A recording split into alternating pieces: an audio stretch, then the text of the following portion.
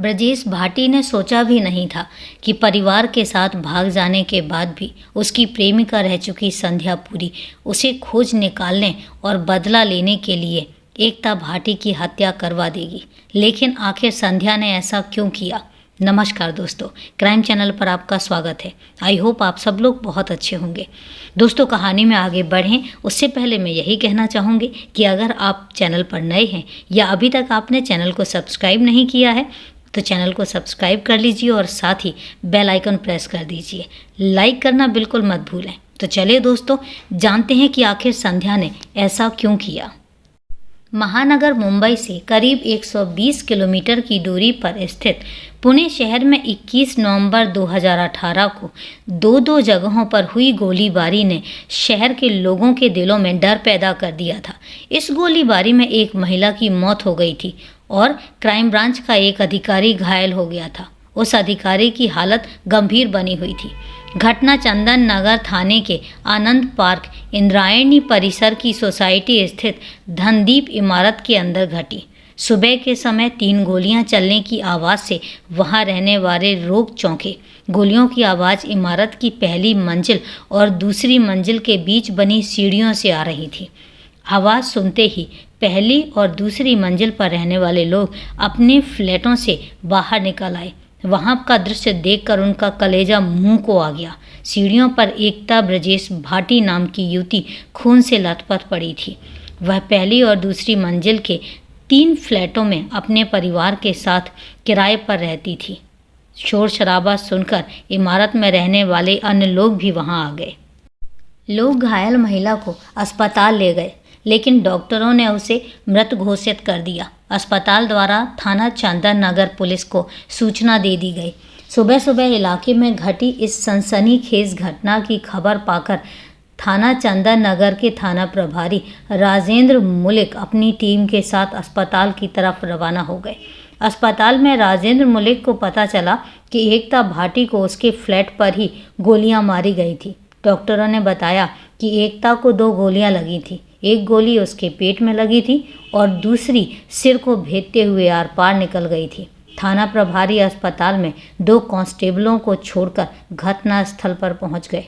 वहां जाने पर यह जानकारी मिली कि मृतका एकता भाटी सुबह अपने परिवार वालों के साथ चाय नाश्ता के लिए अपनी पहली मंजिल वाले फ्लैट में दूसरी मंजिल से आ रही थी। उसका पति ब्रजेश भाटी 5 मिनट पहले ही नीचे जा चुका था। वह अपने पिता और बच्चों के साथ बैठा पत्नी के आने का इंतजार कर रहा था। उसी समय यह घटना घटी थी। थाना प्रभारी ने मुआयना किया तो एक गोली का निशान सीढ़ियों के पास दीवार पर मिला। इसका मतलब हमलावर की एक गोली दीवार पर भी लगी थी। ब्रजेश भाटी ने पुलिस को बताया कि उन्होंने 3 गोलियां चलने की आवाज़ सुनी थी। मामला काफ़ी संगीन था, अतः थाना प्रभारी राजेंद्र मुलिक ने मामले की जानकारी अपने वरिष्ठ अधिकारियों के साथ पुलिस कंट्रोल रूम और फॉरेंसिक टीम को भी दे दी थी। सूचना पाते ही शहर के डीसीपी घटनास्थल पर पहुंच गए। फॉरेंसिक टीम ने मौके से सबूत जुटाए। पुलिस अधिकारियों ने भी घटनास्थल का निरीक्षण किया। मौके की कार्यवाही निपटाने के बाद थाना प्रभारी फिर से अस्पताल पहुंचे और एकता भाटी के शव को पोस्टमार्टम के लिए पुणे के सक्सून डॉक अस्पताल भेज दिया। मामले की गंभीरता को देखते हुए पुलिस के उच्च अधिकारियों ने आपातकालीन बैठक बुलाई, जिसमें शहर के कई थानों के वरिष्ठ अधिकारियों के साथ साथ क्राइम ब्रांच के डीसीपी श्री सरदेश पांडे भी शामिल हुए। मामले पर विचार विमर्श करने के बाद पुलिस ने अपनी जांच शुरू कर दी।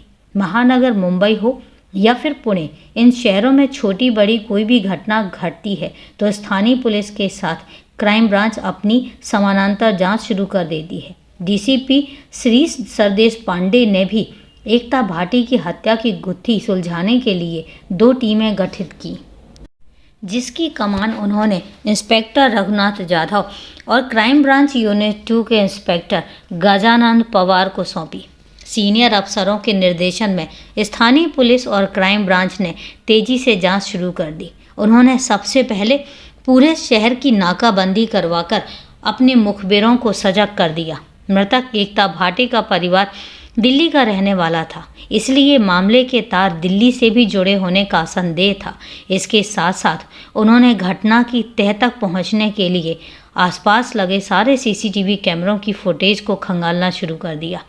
पुलिस को इससे पता चला कि हत्यारे मोटरसाइकिल पर आए थे।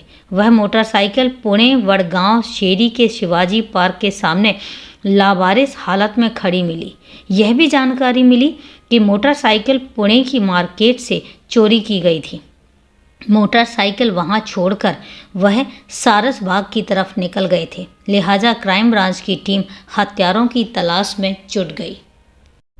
उसी दिन शाम करीब 4 बजे इंस्पेक्टर गजानंद पवार की टीम को एक मुखबिर द्वारा खबर मिली कि चंदानगर गोलीबारी के दोनों अभियुक्त पुणे रेलवे स्टेशन पर आने वाले हैं।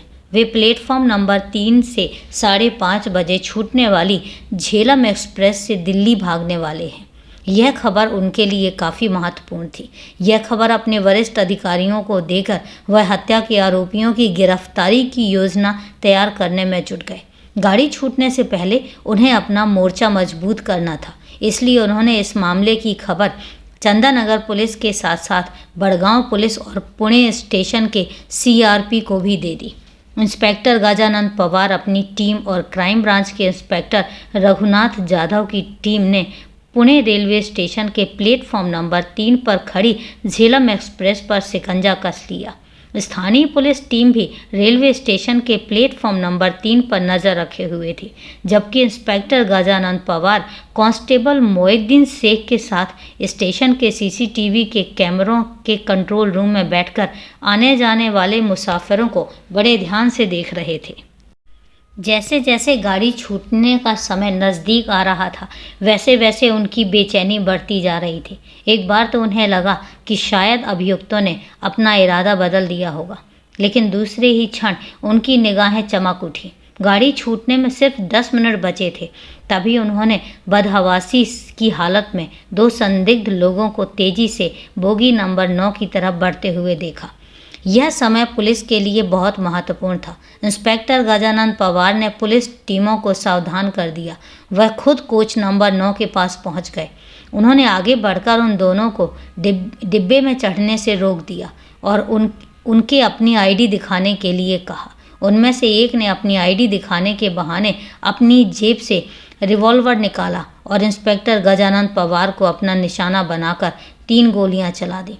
अचानक चली गोली से इंस्पेक्टर पवार ने खुद को बचाने की कोशिश की, लेकिन एक गोली उनके जबड़े में लग गई। दूसरी गोली उनके कंधे को टच करती हुई निकली, जो एक आदमी को जा लगी।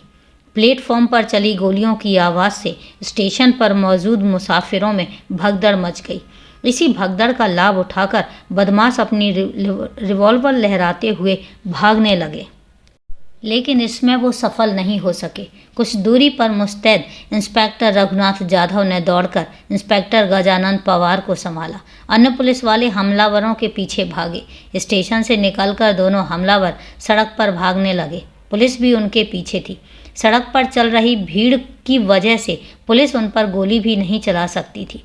तभी माल धक्का रेड लाइट पर तैनात बड़ गार्डन ट्रैफिक पुलिस के कांस्टेबल राजेंद्र सैलके ने एक हमलावर को दबोच लिया। दूसरे को जीआरपी ने पकड़कर क्राइम ब्रांच के हवाले कर दिया।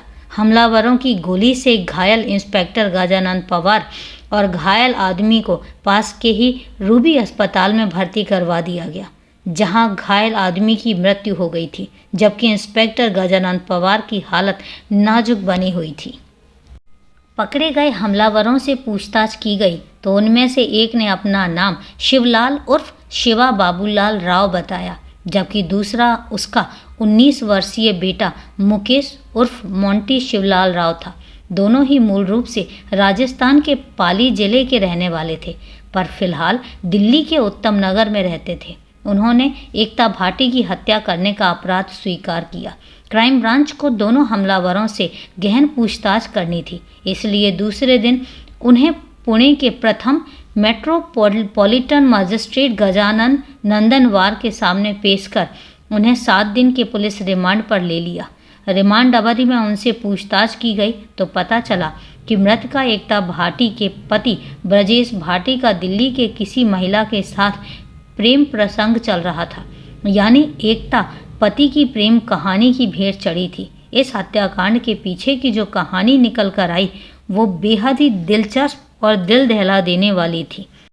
बात सन 2014 की थी। उस समय भाटी परिवार दिल्ली में रहता था। उनका अपना छोटा सा कारोबार था जिसकी देखरेख एकता भाटी और पति ब्रजेश भाटी करते थे। आमदनी कुछ खास नहीं थी, बस किसी तरह परिवार की गाड़ी चल रही थी। लेकिन ऐसा कितने दिनों तक चल सकता था, इसे लेकर दोनों पति पत्नी अक्सर परेशान रहते थे। वे अच्छी आमदनी के लिए गूगल पर सर्च करते रहते थे। इसी खोज में ब्रजेश भाटी की संध्या पुरी से फेसबुक पर दोस्ती हो गई।